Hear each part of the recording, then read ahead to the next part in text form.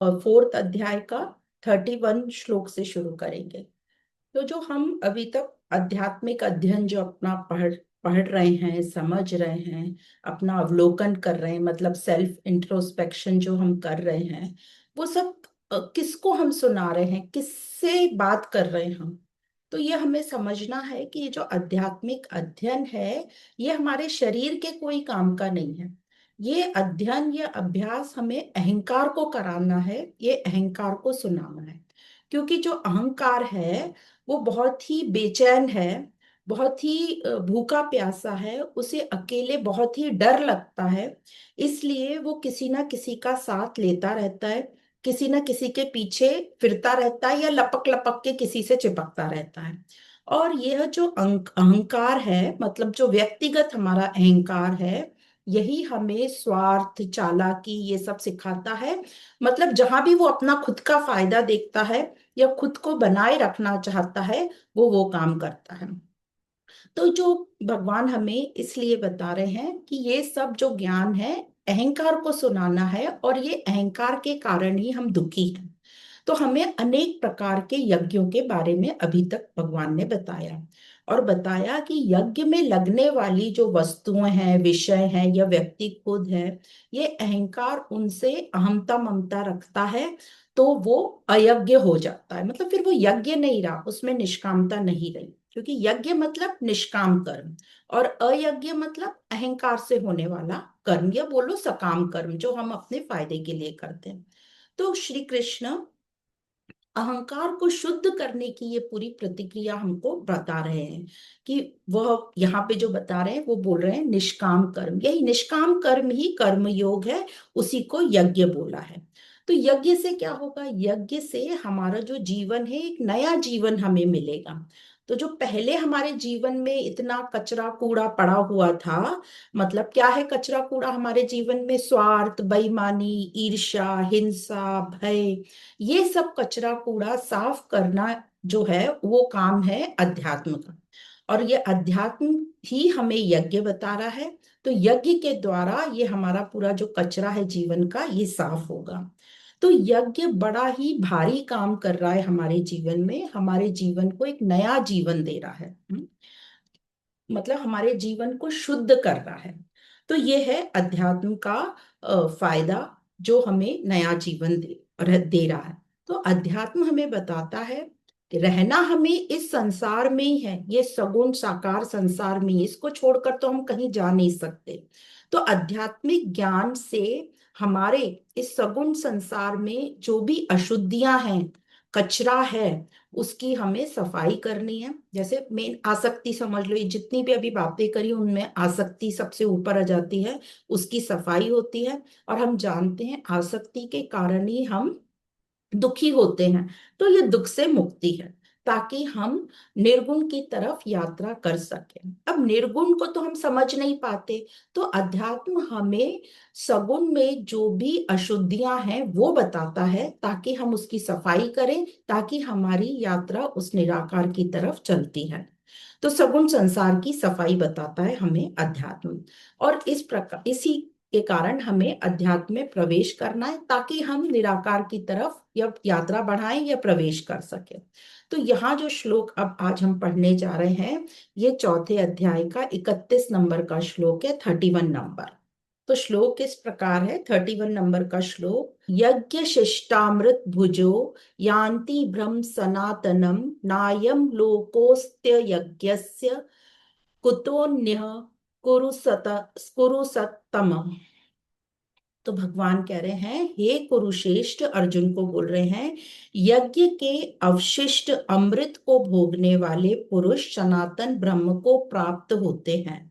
और यज्ञ रहित पुरुष, मतलब अयज्ञ, जो यज्ञ नहीं कर रहे, जो अयज्ञ कर रहे हैं, यज्ञ रहित पुरुष को यह लोक भी नहीं मिलता, फिर परलोक कैसे मिलेगा? मतलब परलोक की तो बात ही छोड़ो। तो इसको हम समझेंगे। तो भगवान कह रहे हैं इस श्लोक में कि यज्ञ क्या है वो हमें बता रहे हैं। यज्ञ क्या है? वो कह रहे हैं, अभी हमने इतना तो समझ लिया कि यज्ञ है निष्काम कर्म।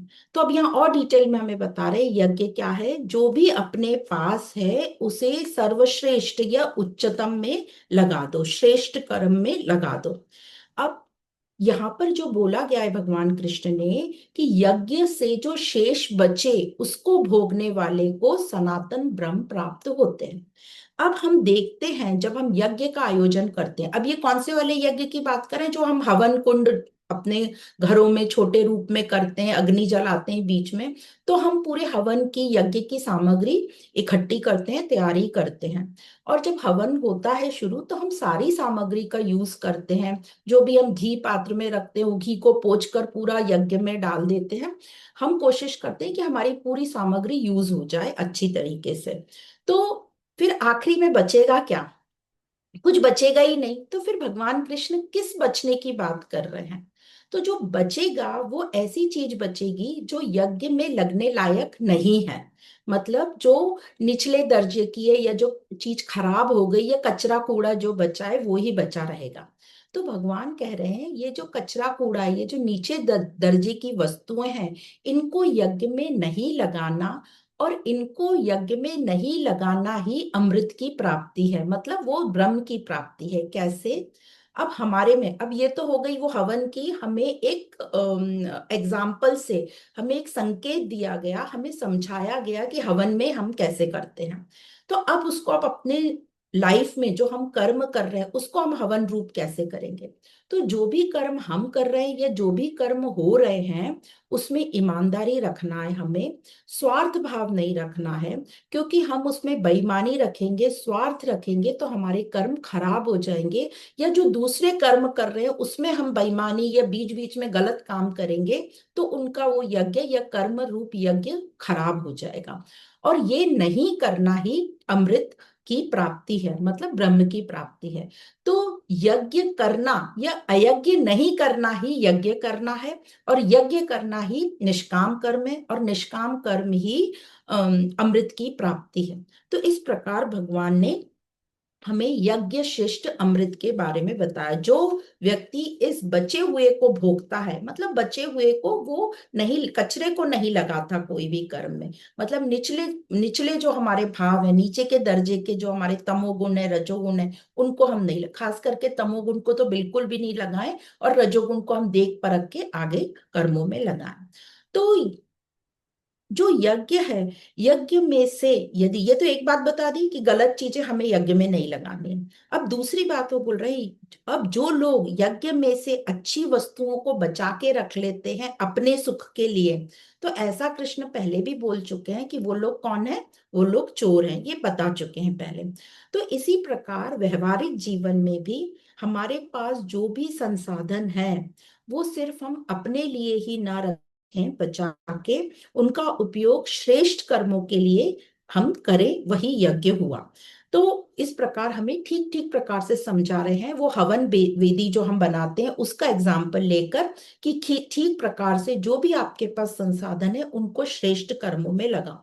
जैसे पूरी प्रकृति चलती है, प्रकृति में जो हम पूरे तत्व देखते हैं, पांच जो मेन मेन तत्व हम बात करते हैं, पृथ्वी जल वायु, ये सब अपने पास कुछ भी इकट्ठा नहीं करके रखते।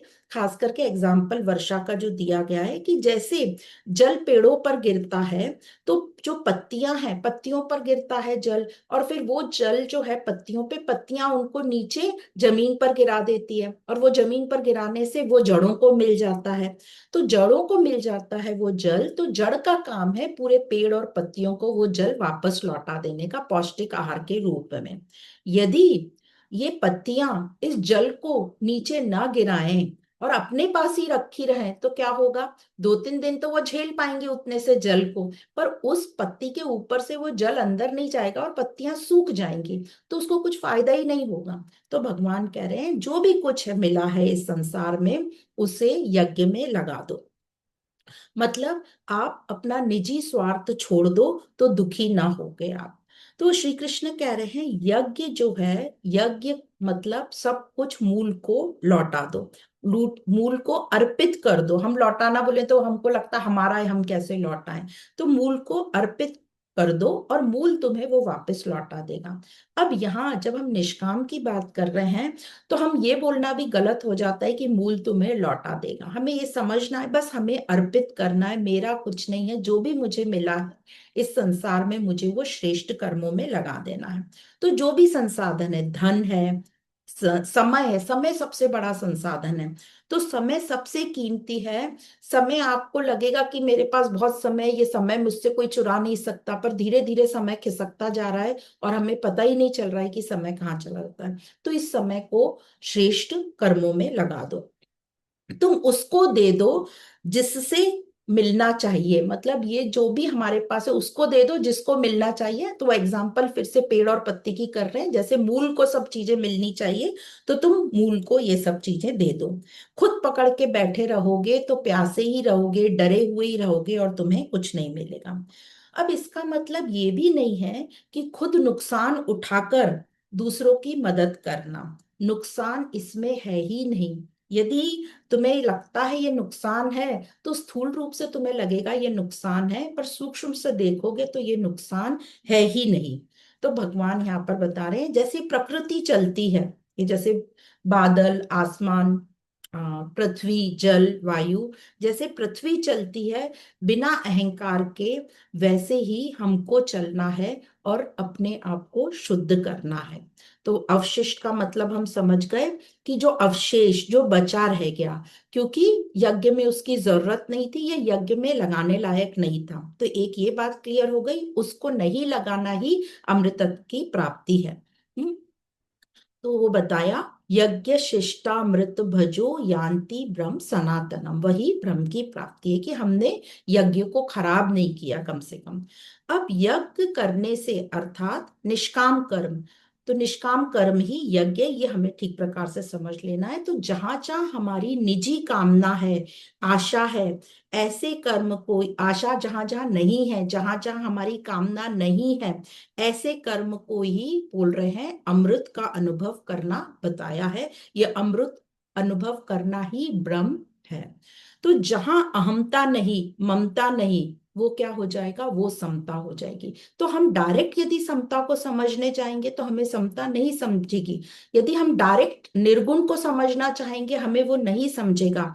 तो हमें बताते हैं जो हमें समझ में आ रहा है। तो हमें अहमता ममता समझती है, हमें सगुण साकार समझता है कि उसमें क्या अशुद्धियां हैं, ये अहमता ममता सगुण साकार में अशुद्धियां हैं, उसको कैसे हटाना है वो यहाँ यज्ञ के थ्रू हमें बताया जा रहा है।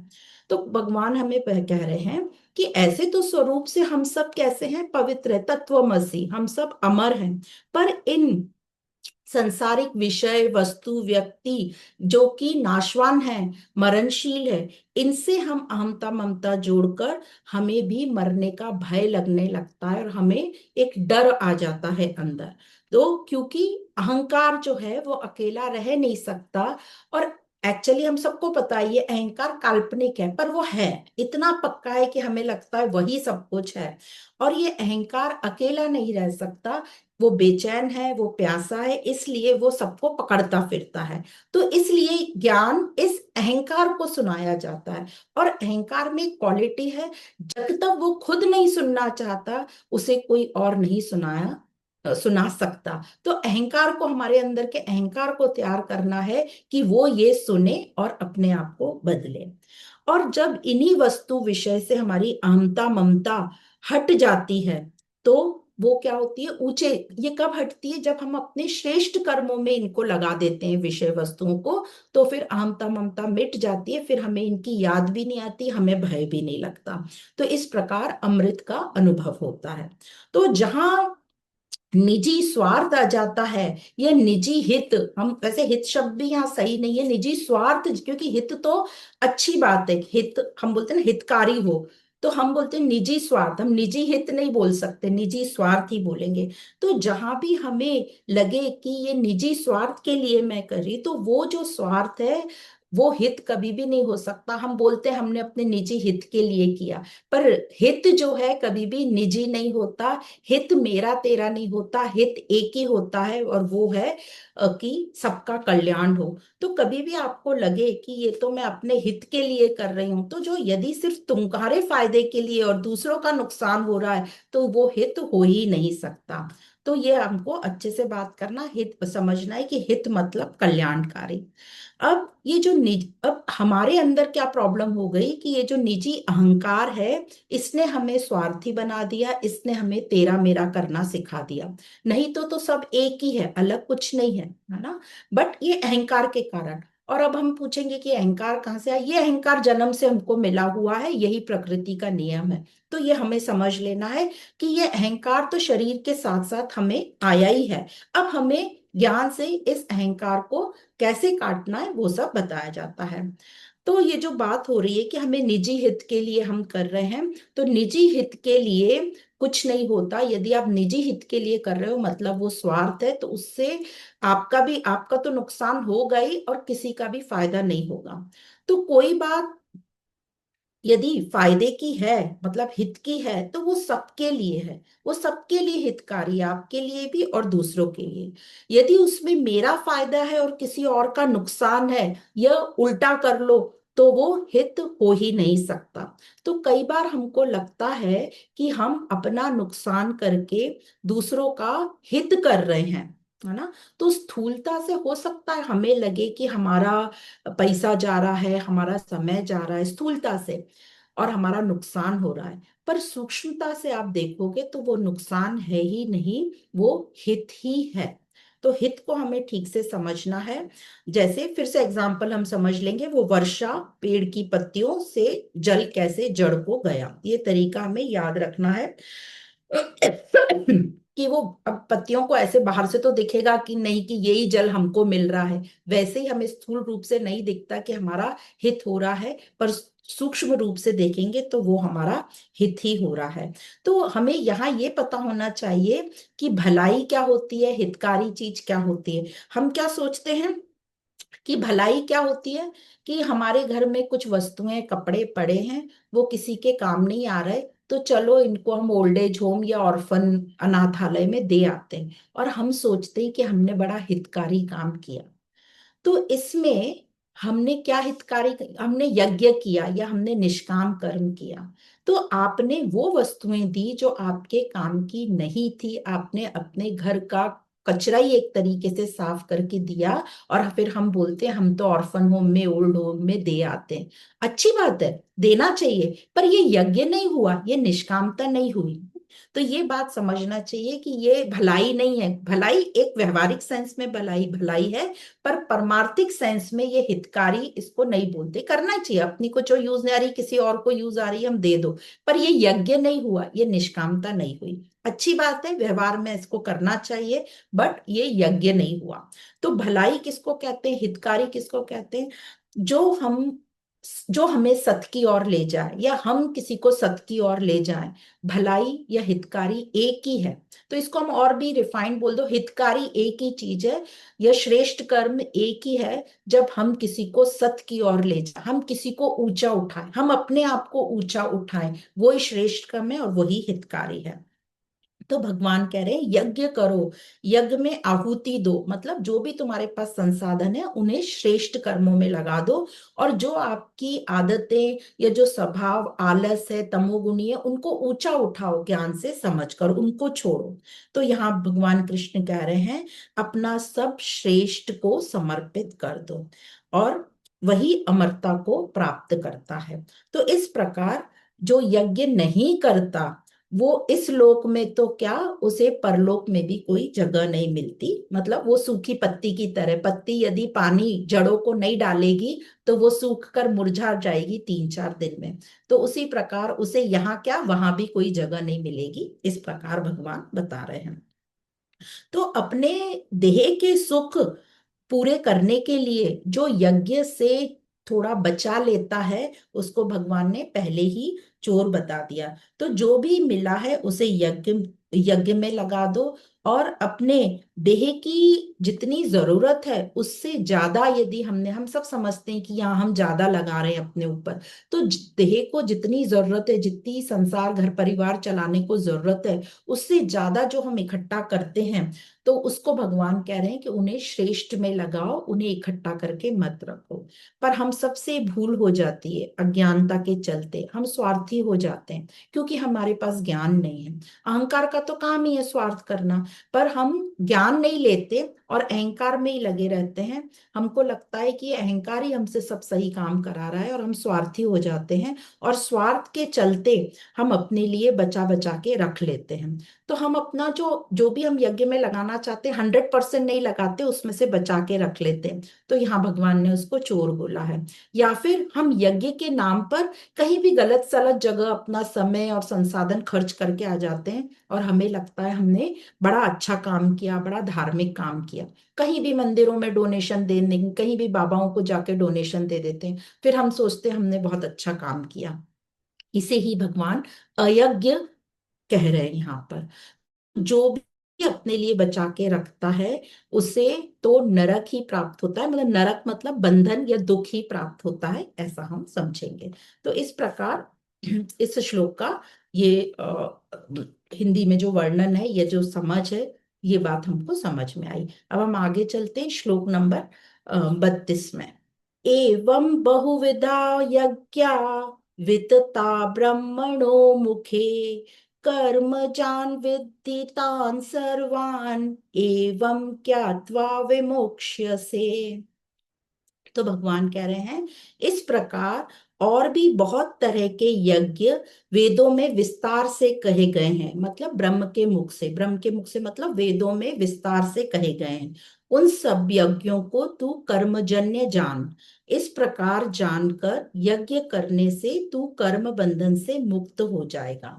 जितने भी यज्ञ अभी तक बताए हैं भगवान ने, जो हमने 24 से 31 नंबर के श्लोक तक जितने भी यज्ञ बताए हैं, वे सब जो यज्ञ हैं, द्रव्य यज्ञ, तप यज्ञ, योग यज्ञ, प्राणामय यज्ञ, समाधि रूप यज्ञ, ये सब ठीक है भगवान कह रहे हैं।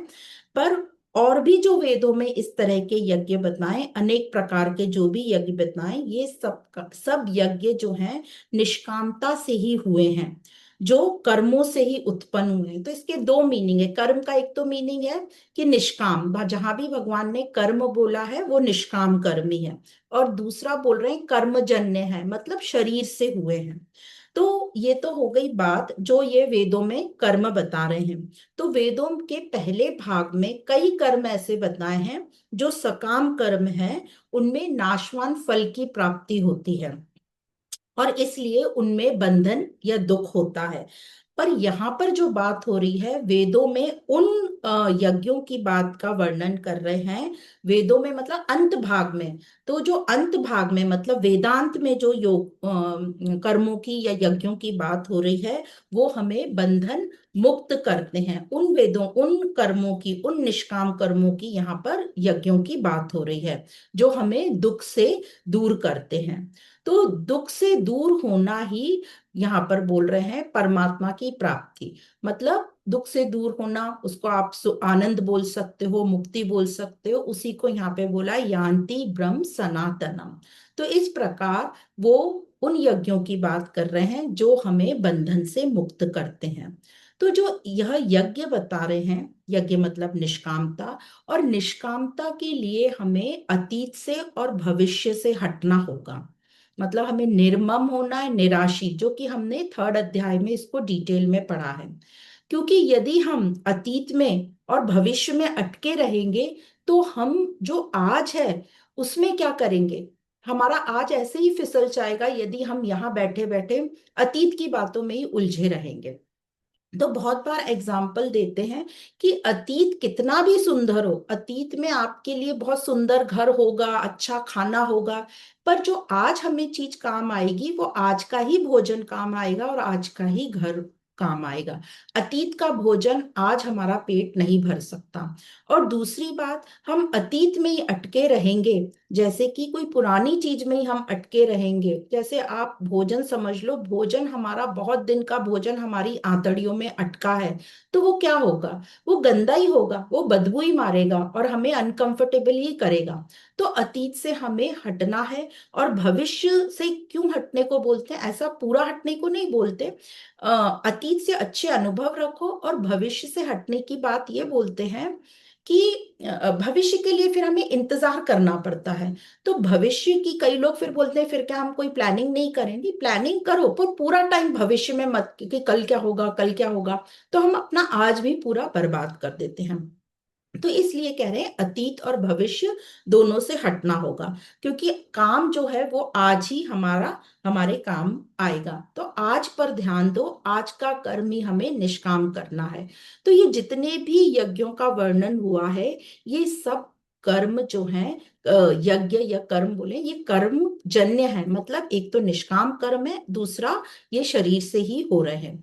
अर्थात अपने, इनको बोला गया है कर्मों से होने वाले। कर्म जान वित्ती। फिर बोला है तान सर्वान, मतलब ये सब जो सबकी सब जो सबके सब जो ये यज्ञ हैं, यह भी कहना सबके सब जो यज्ञ हैं ये ज्ञान में एंड में समाप्त होते हैं। तो शरीर से जो भी हम क्रियाएं करते हैं, जैसे वाणी बोल रहे हैं हम, कानों से सुन रहे हैं, मन से विचार कर रहे हैं, ये सभी कर्म कहलाते हैं। तो ये बात यहाँ पर इतना डिटेल में क्यों बता रहे हैं भगवान कि कर्म जान वित्ती तान सर्वान, ये क्यों बता रहे हैं? यह बात यहाँ पर इसलिए आई क्योंकि अर्जुन जो है वो कह रहे हैं युद्ध रूप कर्म को मैं त्यागता हूँ। क्योंकि अर्जुन के मन में आ रहा है युद्ध त्यागने की, और भगवान यहाँ युद्ध को यज्ञ बता रहे हैं। तो इसलिए भगवान कर्म जान विद्धि से ऐसा कह रहे हैं कि जो युद्ध रूप कर्म का त्याग करके तुम अपने कल्याण के लिए जो भी कर्म करोगे, साधन अपनाओगे, वह भी तो कर्म ही होगा। तो वास्तव में कल्याण कर्म करने से नहीं होता, बल्कि कर्म को यज्ञ की तरह करने से कल्याण होता है। तो इसलिए भगवान अर्जुन को बोल रहे हैं कि ये जो यज्ञ है इसको तुम कर्म समझकर छोड़ रहे हो, बल्कि तुम इसको कर्म समझकर मत करो, इसे यज्ञ समझकर करो, कर्म योग की तरह करो। क्योंकि कल्याण यज्ञ करने से होता है, सिर्फ कर्म समझकर उससे मेरा क्या भला होगा ये सोचकर नहीं होता। तो जब हम कर्म को यज्ञ की तरह करेंगे तो उससे हम बंधते नहीं। तो इस यज्ञ के बारे में हमें कैसे समझ आएगी? हमें ज्ञान से समझ आएगी कि कर्म को हमें यज्ञ की तरह करना है, निष्कामता से करना है। तो हमें उसमें निर्लिप्तता आएगी, कर्म के प्रति निर्लिप्तता आएगी और फल के प्रति निर्लिप्तता आएगी। क्योंकि हमें लिप्तता मतलब आसक्ति ही बांधती है, और आसक्ति ही दुख देती है। तो आत्मज्ञान से हमें अपने कर्मों को श्रेष्ठ कर्म बनाना है, श्रेष्ठ कर्म करना है, मतलब निष्काम भाव से या निस्वार्थ भाव से। यही हमारा यज्ञ है। जितना हम श्रेष्ठ कर्मों से जुड़ते जाएंगे, उतना हम दूसरी जो निचली बातें हैं, बेईमानी, ईर्ष्या, आसक्ति, ये सब हमसे छुट्टी जाएंगी, और अहंकार की जो बेचैनी है वो कम होती जाएगी। एकदम शून्य तो नहीं होती, धीरे धीरे कम होती जाती है, क्योंकि ये ज्ञान अहंकार को मिल रहा है। जब ये अहंकार ज्ञान लेगा, आत्म अवलोकन करेगा, अभ्यास करता रहेगा, तो अहंकार की बेचैनी कम होती जाएगी। तो यदि हमारी कामनाएं कम नहीं हो रही, तो मतलब अभी हम श्रेष्ठ कर्मों में अपना समय नहीं दे रहे हैं। तो हमें ये चेक करने की अच्छी विधि है कि हम क्या कर रहे हैं। तो यदि हम अपनी कामनाएं वैसी की वैसी हैं जैसे पहली थी, इसका मतलब कहीं कुछ गड़बड़ है। हमारा अहंकार श्रवण तो कर रहा है, पर उस पर काम नहीं कर रहा। तो हम अपने अहंकार को ऐसा ज्ञान दें कि वह श्रेष्ठ कर्म करने की चेष्टा करे। अपने अहंकार को मनाएं, पुचकारें, और उसको ये ज्ञान सुनाएं, और उसको जिज्ञासु बनाएं, उसको ललक लगाएं उसमें, ताकि वो श्रेष्ठ कर्मों में अपना समय डाले, अपने संसाधन डाले। तो जिसके करने से हमारी यात्रा जो है परम की तरफ बढ़ेगी। तो अब क्या ऐसे कर्म हैं, श्रेष्ठ कर्म, जो हम अपना संसाधन और समय उसमें डालें? तो जो भी आप कर्म कर रहे हो, देखो उसमें ईमानदारी है क्या, और वो कर्म हम क्यों कर रहे हैं, किसके लिए कर रहे हैं। तो जो बहुत मोटे मोटे एग्जाम्पल है, जैसे पर्यावरण को बचाना, तो हम अपनी डेली लाइफ में भी एक्टिविटीज ऐसे कर सकते हैं कि हमारे पर्यावरण का नुकसान नहीं हो, पर्यावरण की शुद्धि हो। तो कम से कम नुकसान ना हो इतना तो हम काम करें, शुद्धिकरण के लिए तो हम करते ही हैं, पर हम साथ साथ उसको अशुद्ध भी करते जाते हैं। तो हम कम से कम उनकी अशुद्धि उनकी बढ़ाएं ना। फिर प्राणियों की रक्षा करना, कमजोर को साहसी बनाना, निडर बनाना, लोगों को ज्ञान से परिचय कराना, शिक्षा प्रदान करना, क्योंकि जितने हम शिक्षित होंगे, ठीक प्रकार से शिक्षा देना, उतनी हमारे में जागरूकता आएगी और हम पर्यावरण को ठीक रख पाएंगे। जितना हम पर्यावरण को ठीक रख पाएंगे उतना हम भी नेचुरल होकर जी पाएंगे। अपने आप को विशेषताओं से, मान्यताओं से मुक्त करना, गलत धारणाओं से मुक्त करना, अंधविश्वास से मुक्त करना। इस प्रकार हम अपने जो भी समय और संसाधन है श्रेष्ठ में लगा सकते हैं। तो इस प्रकार के कर्म, हमारे जो कर्म होंगे वो हमें स्वार्थ से बचाएंगे, और इन्हीं को यज्ञ कहा है। और इसके विपरीत जो भी निचले दर्जे के कर्म है, वो हमें स्वार्थ और अहंकार में ही लगाए रखेंगे, और हमारा अहंकार और पक्का होता जाएगा। जैसे हम मान्यताओं में जीते जाएंगे, बिना अपने से क्वेश्चन पूछे, अपनी विशेषताओं के लिए, अपने आप को ऊपर, अपनी ख्याति के लिए, अपने नाम के लिए, अपने धन का शो करने के लिए, दिखावा करने के लिए। तो ये सब हमें अहंकार को, हमारे अहंकार को और पक्का करते जाएंगे। तो इस प्रकार ज्ञान से हमारे अज्ञान को हटाना ही यज्ञ है।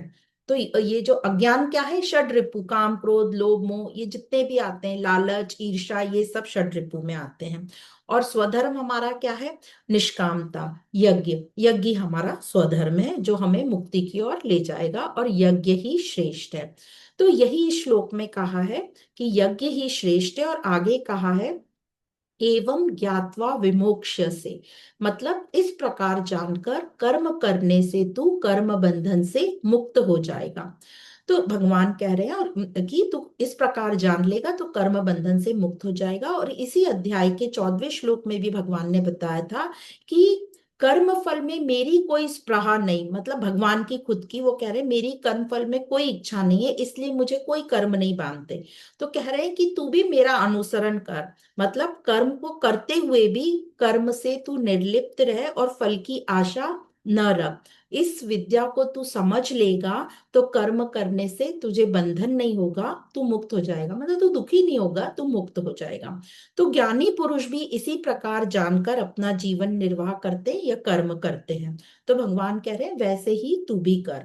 तो भगवान जैसे आप साधक संजीवनी पढ़ेंगे तो उसमें वो लिखते हैं राम सुखदास जी, कि वैसे तो संसार में असंख्य क्रियाएं रहती हैं, परंतु जिन क्रियाओं से मनुष्य बंध जाता है या अपना संबंध बना लेता है, उन्हीं से वो बंधता है, और उससे उसे फिर अति ज्यादा दुख होता है, उसे सुख लेता रहता है, उसे उसमें राजी होता रहता है, और इन सब से काम क्रोध लोभ मोह ये सब चेन चलती रहती है, और ऐसा चक्र चलता रहता है, और इसी को कहते हैं बंध जाना। तो आत्मज्ञान से कर्म कर, कर्म को यज्ञ बनाओ, यज्ञ बनेगा तो ये जो संबंध है ये छूट जाएगा। मनुष्य का जो विषय और वस्तुओं से जो संबंध बना लेता है वो छूट जाएगा, और यही मुक्ति है। तो आत्मज्ञान इसलिए महत्वपूर्ण कहा जाता है। तो ये था 32 नंबर का विश्लेषण। अब हम चलते हैं आगे 33 नंबर पर। तो यहां तक भगवान श्री कृष्ण ने सभी यज्ञ बता दिए। अब यज्ञों में कौन सा यज्ञ श्रेष्ठ है, ये इस श्लोक में बताने जा रहे हैं। तो भगवान कह रहे हैं श्रेयान द्रव्यमयाध्यज्ञाच ज्ञान यज्ञ परंतप सर्वं कर्माखिलम पार्थ ज्ञाने परिसमाप्यते। अर्थात हे परंतप अर्जुन, द्रव्यमय यज्ञ से ज्ञान यज्ञ श्रेष्ठ है। संपूर्ण कर्म और पदार्थ ज्ञान में समाप्त हो जाते हैं। क्योंकि द्रव्यमय यज्ञ फल का आरंभ करने वाला है और ज्ञान यज्ञ फल देने वाला नहीं है, मतलब बंधन देने वाला नहीं है, इसलिए वह श्रेष्ठतर है। अर्थात अधिक प्रशंसीय है। क्योंकि हे पार्थ, सबके सब कर्म मोक्ष साधन रूप ज्ञान में, जो कि सब ओर से परिपूर्ण जलाशय के समान है, समाप्त हो जाता है, अर्थात उन सब का ज्ञान में अंतर्भाव हो जाता है। तो भगवान कह रहे हैं यहाँ पर कि जिन यज्ञों में पदार्थ मतलब द्रव्य लगते हैं वे द्रव्यमय होते हैं, वो सबकी सब यज्ञ द्रव्यमय यज्ञ हैं। तो जो अभी तक हमने 12 यज्ञ पढ़े, ये सब की सब द्रव्यमय यज्ञ हैं, और क्योंकि इन सब में पदार्थ लगते हैं। और जो ज्ञान यज्ञ है उसमें पदार्थ नहीं लगते, इसलिए वो द्रव्यमय यज्ञ में नहीं आता। फिर आगे कहते हैं सभी यज्ञों में सभी यज्ञ जितने भी अभी तक बताए हैं वो कर्मजन्य हैं, मतलब शरीर द्वारा होते हैं, स्थूल शरीर की उनमें प्रधानता रहती है। पर यहाँ जो ज्ञान यज्ञ बता रहे हैं, ऐसा भाष्यकार लिखते हैं कि ये ज्ञान यज्ञ जो है ये कर्मजन्य नहीं है। तो क्या इसमें शरीर नहीं लगता? इसमें शरीर तो इसमें भी लगता है, पर इसमें विवेक विचार की प्रधानता है, इसलिए इसको विवेक विचारजन्य कहते हैं। और कहते हैं संपूर्ण कर्म ज्ञान यज्ञ में समाप्त होते हैं, तो उसको समझेंगे। तो अब हमने ये समझ लिया कि वो कह रहे हैं कि ज्ञान यज्ञ में ज्ञान यज्ञ कर्मजन्य नहीं है, मतलब शरीर से तो होता है, पर यहाँ विवेक विचार की प्रधानता है, मतलब सूक्ष्म शरीर की प्रधानता है। तो ज्ञान यज्ञ किसकी बात कर रहे हैं? या आत्मज्ञान की बात कर रहे हैं। तो यहाँ इस श्लोक में दो शब्द आए हैं जिनके मीनिंग सेम है, एक सर्वम और एक अखिलम। दोनों का अर्थ क्या है? संपूर्ण। सर्वम कर्म मतलब संपूर्ण कर्म, और अखिलम का अर्थ है संपूर्ण द्रव्य। तो ये शब्द के मीनिंग लिए गए। तो ज्ञान से इन सभी की, किन सभी की? पदार्थों की और कर्मों की सच्चाई सामने आ जाती है, इसलिए कहा है कि ये सब ज्ञान यज्ञ में समाप्त हो जाते हैं। समझ में आया क्या कह रहे हैं ये? कि जब हम ज्ञान आत्मज्ञान पढ़ते हैं और आत्म अवलोकन करते हैं, हम एक एक वस्तु का डिटेल से समझते हैं कि हमारे किस काम की है, कितने दिन चलेगी, क्या हम इसे अहंकार के लिए तो नहीं खरीद रहे, स्वार्थ के लिए तो नहीं खरीद रहे, ये हम इतनी फैंसी चीजें क्यों ले रहे हैं दिखावटीपन के लिए, ये कितने दिन। जब हम बहुत इस पे क्वेश्चन करेंगे, जिज्ञासा करेंगे, तो इनकी सच्चाई हमारे सामने आ जाएगी कि आज ही हमें अच्छी लग रही है, कल ये हमें अच्छी नहीं लगेगी, अब हमें दूसरी चीज चाहिए। इसका मतलब ये नहीं है कि वो उपयोगी नहीं है, वो ये बताना चाह रहे हैं कि इन सब में सच्चाई नहीं है, ये परिवर्तनशील है। तो इनकी जब सच्चाई सामने आ जाती है, तो कह रहे हैं जब ज्ञान आपको आ जाता है, सच्चाई सामने आ जाती है, तो ज्ञान यज्ञ में ये सब समाप्त हो जाता है, खत्म हो जाता है। जो भी हमें असत पता था वो समाप्त हो जाता है। तो जब तक मनुष्य स्वार्थ में रहता है, वह अपने संबंध, क्रियाएं, पदार्थ, इन सब से संबंध रखता है, ये बार बार हम समझ रहे हैं। और जब तक संबंध रहता है, मन में अशुद्धता बनी रहती है। तो ये अशुद्धता क्या है? उन्होंने अंतःकरण बोलते हैं भाष्यकार की, जब तक विषयों से, व्यक्तियों से संबंध, आसक्ति बनी रहती है, अंतःकरण में अशुद्धता रहती है। अंतःकरण क्या है? मन, बुद्धि, अहंकार। और अशुद्धता क्या है? अशुद्धता हम जानते हैं, मल, विक्षेप, आवरण। और ये अशुद्धता निकलती कैसे? निस्वार्थ होकर ही कर्म जब हम करते हैं तो ये अशुद्धता निकलती है। तो अंतःकरण के 3 दोष हमने पढ़े हुए हैं, मल, विक्षेप, आवरण। मल मतलब अतीत की यादें, मन में जो भी अतीत की यादें रहती हैं। विक्षेप मतलब मन की चंचलता। आवरण मतलब अज्ञानता, जो सत को ढककर रखता है। तो जो पहले दो हैं हमारे, मल और विक्षेप, वो कैसे मिटते हैं? जब हम ज्ञान से कर्म करते हैं, निस्वार्थता से जब कर्म करते हैं, तो हमारा मल और विक्षेप दूर होता है। और जो तीसरा है आवरण, जो सत को ढककर रखता है, वो कैसे मिटता है? जब हम आत्म ज्ञान प्राप्त करते हैं और उसका अवलोकन करते हैं, तब हमको समझ में आता है आवरण क्या है, जो सत को छिपा के रखता है। जैसे हमने तीसरे अध्याय में पढ़ा था कि धुएं को अग्नि धुआं जो है वो अग्नि को छुपा के रखता है, और जो धूल है वो दर्पण को छुपा के रखती है, और जो गर्भ है उसको झिल्ली छुपा के रखती है। तो ये सब आवरण है, और ये सब कैसे ज्ञान से ही दूर होंगे। ये तीनों गुणों के आधार पर तीन एग्जाम्पल दिए थे। सत्वगुण का था अग्नि को धुआं छुपा कर रखता है, रजोगुण का था धूल को दर्पण, और तमोगुण को था जैसे जो झिल्ली है वो गर्भ को छिपा के रखती है। ये सब ज्ञान से ही दूर होते हैं, क्योंकि ज्ञान से ही हमें सोचने की, जिज्ञासा करने की, प्रश्न करने की शक्ति मिलती है, या मजबूर होते हैं हम ज्ञान से ये प्रश्न करने के लिए। स्वयं को जानने के लिए हम मजबूर होते हैं ज्ञान से। तो स्वयं को जानने के लिए प्रश्न हम पूछते हैं कि मैं हूं कौन, मैं किस लिए कर रहा हूं, मैं ये अपने आप को अच्छा दिखाने के लिए कर रहा हूं, या मैं किसी की सहायता सही में करने के लिए कर रहा हूं। तो ये सब जब प्रश्न अपने से बार बार पूछे जाते हैं और प्रश्नों की गहराई में हम जाते जाते हैं, तो हमारा जो जिज्ञासा और ज्ञान और गहरा गहरा होता रहता है, और हमें इन सब की सच्चाई सामने आती जाती है।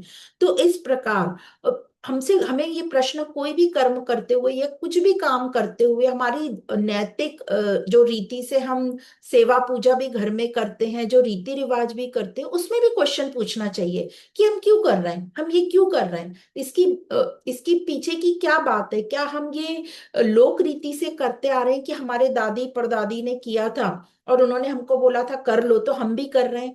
अच्छी बात है, करो, पर ये क्यों किए थे तब, और ये आज की तारीख में कैसे इंपॉर्टेंट है। तो आपको समझेगा कि वो आज की तारीख में 99% चीजें इंपॉर्टेंट नहीं है।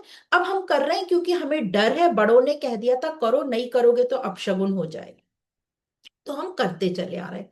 तो यदि फिर भी आपको करना है करो, पर उसमें अंधविश्वास मत रखो। ये सोचो चलो अब हम सबको एंटरटेन के लिए कर रहे हैं, मस्ती के लिए कर रहे हैं, ठीक है करो, पर उसमें अंधविश्वास मत पालो, उसमें कुछ गलत धारणाएं मत पालो, और इस तरीके से आगे बढ़ो। तो इस प्रकार ज्ञान जब हम लेते हैं तो हमारे में दृष्टा भाव आता है। तो अभी तक हम दृश्य में ही शामिल थे, अब हम दृश्य को दृष्टा बनकर देखते हैं, और फिर दृश्य और दृष्टा के आगे हम उसके भी दृष्टा बन जाते हैं। तो पहले हम दृश्य में ही इन्वॉल्व थे, अपने आप को दृश्य में ही लगाए रखते थे। फिर धीरे धीरे ज्ञान से हमें समझा कि नहीं, हमें अलग हटके इस दृश्य को देखना है, मुझे दृष्टा बनना, दृश्य को देखेंगे तो हम दृष्टा बन जाएंगे। फिर धीरे धीरे हम जो खुद दृष्टा है अपने आप को भी देखेंगे, तो हम दृश्य और दृष्टा के भी दृष्टा बन जाएंगे। तो ज्ञान प्राप्ति में जो व्यक्ति है, कर्म और अपने जो पदार्थ हैं जितने, इन सब से ऊंचा उठ जाता है। मतलब उन सबका जो ज्ञान प्राप्त करता है उस व्यक्ति का जो उद्देश्य है, अब कर्म और पदार्थ नहीं रह जाता, बल्कि उसका जो लक्ष्य है परम, मतलब सत्य की ओर जाना, या असत को छोड़ना, या अपनी अशुद्धियों को छोड़ना ही उसका उद्देश्य बन जाता है। और अशुद्धियों को छोड़ना या अपने अंदर से कचरा साफ करना ही बंधन मुक्त होना है, अपनी बेचैनी कम करना है और मुक्त होना है। तो शास्त्रों में ये ज्ञान प्राप्ति के बहुत सारे साधन बताए, जो 8 साधन कहे गए, जो हमने विवेक चूड़ामणि में अच्छे से पढ़े थे। विवेक, वैराग्य, षट संपत्ति, षट संपत्ति में आता है शम, दम, श्रद्धा, उपरति, तितिक्षा और समाधान। फिर आता है मुमुक्षुता, श्रवण, मनन और निधिध्यासन। और आखिरी आता है तत्व पदार्थ संशोधन। तो इसमें जो विवेक है, हम सब ने वहां पे भी बहुत डिटेल में समझा था, तो हम थोड़ा रिवाइज कर लेंगे। तो विवेक क्या है? जो नित्य और अनित्य के बीच हमें बताता है कि क्या भिन्नता है। नित्य अनित्य विवेक वस्तु के नाम से हमने पढ़ा था। तो इसको हम विवेक चूड़ामणि में जाकर रिवाइज कर सकते हैं, मतलब सत और असत में डिफरेंशिएशन। तो सत तो हमें नहीं पता, हमें असत पता है, तो असत के बारे में अध्यात्म हमसे बात करता है। फिर वैराग्य क्या है? तो जो विवेक है उसी की परिपक्वता हमें वैराग्य बताती है, या वैराग वही है जब हमारा विवेक पूरी तरीके से हमें आ जाता है, जिसको बोलते हैं हम विजडम। और जब हम अभ्यास करते जाएंगे, समझते जाएंगे, आत्म अवलोकन करते जाएंगे, तो असत का त्याग ही वैराग्य है। फिर आता है षट संपत्ति, शम, दम, श्रद्धा, उपरति, तितिक्षा और समाधान। तो शम क्या है, शम और दम क्या है, मन को इंद्रियों और विषयों से हटाना, इंद्रियों को विषय से उठाना, ये शम दम है। फिर श्रद्धा, ये शम दम एकदम नीचे क्वालिटी का है। फिर आता है श्रद्धा, मतलब अपने लक्ष्य के प्रति अथाह प्रेम होना, मतलब परम के प्रति, यहाँ अपना लक्ष्य क्या है, परम ही अपना लक्ष्य है, तो उसके प्रति प्रेम होना, मतलब निष्कामता होना अपने में, तब प्रेम होगा अपने स्वयं के प्रति या परम के प्रति, तभी हम निष्कामता में आएंगे। फिर तितीक्षा क्या है, सहन करना। क्या सहन करना, कुछ भी नहीं सहन करना कि कोई हमको कुछ भी बोल दे या कोई हमें एकदम मारपीट करे हम सहन करें, नहीं नहीं, वो ये बोल रहे हैं जो हम सत्य के रास्ते पर जब चलते हैं और वहां हमें कोई रुकावट आए उसको सहन करना, या वहां हमको कोई मन को तप कराना है, इंद्रियों से कुछ छोड़ना है, वहां जो हमें कठिनाई आती है उसको सहन करना, या वो सत्य के रास्ते हमें जो जो रुकावटें आती हैं उनको क्रॉस करते जाना, उनको सहन करते जाना। फिर है उपरति, उपरति मतलब आसक्ति का त्याग, मतलब उपरति मतलब अपने को ऊंचा उठाना, तो वो तभी होगा जब आसक्ति का त्याग हो, मतलब सत्य की ओर बढ़ना। फिर समाधान, मतलब अंतःकरण में अब कोई अशुद्धि न रह जाए, ये शंका न रह जाए।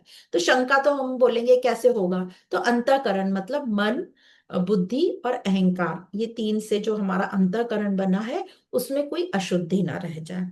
तो इस प्रकार हाँ, ये शब्द षट संपत्ति बताई। फिर मुमुक्षुता, मुमुक्षुता मतलब हमें बंधन मुक्त होने की इच्छा, कि बार बार मुझे दुखी नहीं होना, इससे मुझे मुक्त होना, इसको बोलेंगे मुमुक्षुता।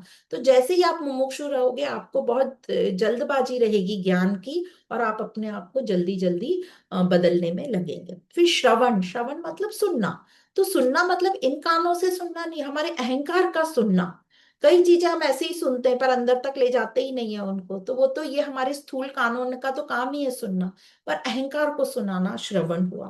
फिर मनन मतलब आत्म अवलोकन, अपने जो ज्ञान सुना है उससे अपना देखना कि मैं क्या कर रहा हूँ, किस लिए कर रहा हूँ, जो मैंने सुना है, जो गुरु ने मुझे ज्ञान दिया है, उससे मैं उसके अकॉर्डिंग कर रहा हूँ या नहीं, मैं उसको क्यों नहीं कर रहा हूँ, आलस है तो क्यों है मुझे आलस, ये सब हमें उस पर बात करनी है। फिर निधिध्यासन मतलब डेली अभ्यास, उससे ही हमारी अशुद्धियां हटेंगी और हमें अपने जो भी विपरीत भाव है, मतलब बेईमानी है, ईर्ष्या है, इन सबको हटाना। और आखिरी है तत्व पदार्थ संशोधन, मतलब आसक्ति को हटाना, असत का त्याग। तो इस प्रकार शास्त्रों में ज्ञान प्राप्ति के ये 8 साधन बताए गए हैं, जो कि हमने पहले डिटेल में पढ़ चुके हैं, अभी हमने शॉर्ट में इनकी बात की। तो ये जो ज्ञान यज्ञ है इसको कह रहे हैं कि ज्ञान यज्ञ में विवेक विचार की मुख्यता है, और स्थूल से तो क्रिया पदार्थ ये जो सब है वो तो सब यूज होते हैं, पर वो विवेक विचार से यूज होंगे। इसलिए आत्मज्ञान होने पर कुछ भी पाना और शेष नहीं रह जाता, क्योंकि असलियत सामने आ जाती है सब पूरे पदार्थों की, व्यक्ति की। तो इस प्रकार कह रहे हैं जो द्रव्यमय यज्ञ हैं उनसे श्रेष्ठ ज्ञानमय यज्ञ है, क्योंकि इसमें और फिर आगे कुछ भी पाने की पाने को शेष नहीं रह जाता है, क्योंकि ज्ञान यज्ञ से ये समझ में आता है कि हम तो हैं ही पूर्ण, बट ये अहंकार के कारण हमें कामना वासना लगी पड़ी है, तो इस अहंकार को हम ज्ञान देते हैं, और अहंकार में वो ताकत होती है कि वो ज्ञान सुने और अपने आप को बदले। तो इस प्रकार भगवान कृष्ण ने सभी द्रव्य यज्ञों को सराहाया ही है, सबकी बात करी है, सबको कहा है कि अच्छा है, और बोला भी है कि ये सभी यज्ञ व्यवहारिक जीवन में हमें थोड़ा तो अच्छा लगेगा, थोड़ा तो हमें आगे भी ले जाएंगे। जैसे अहंकार, या ऐसे समझ लो एक प्यासा आदमी है, बहुत बेचैन है, तड़प रहा है प्यास के कारण, उसको 4 बूंद पानी के भी मिल जाए, या पानी नहीं हो कोई लिक्विड भी आप डाल दो तो उसको थोड़ा तो अच्छा लगेगा। उसी प्रकार ये सब यज्ञ जितने भी द्रव्य यज्ञ बताए हैं ये काम करेंगे। तो निंदा किसी की भी नहीं हुई है, सबको सराहाया ही है, बुरा किसी को नहीं बोला है, कहा ये सब मार्ग ठीक है। पर फिर भी व्यवहारिक जीवन में इन यज्ञों के साथ बेचैनी आपकी बनी रहेगी। तो अब बता रहे हैं कि ये बेचैनी सिर्फ ज्ञान यज्ञ से ही समाप्त होती है। ज्ञान यज्ञ में कुछ भी डूज और डोंट्स नहीं है कि ऐसा करो ऐसा मत करो, कुछ भी छोड़ने को नहीं कह रहे हैं। क्योंकि हम सब जिन्होंने शरीर धारण किया है, रहना हमको पृथ्वी पर ही है, रहना इस शरीर में ही है, रहना इस संसार में ही है।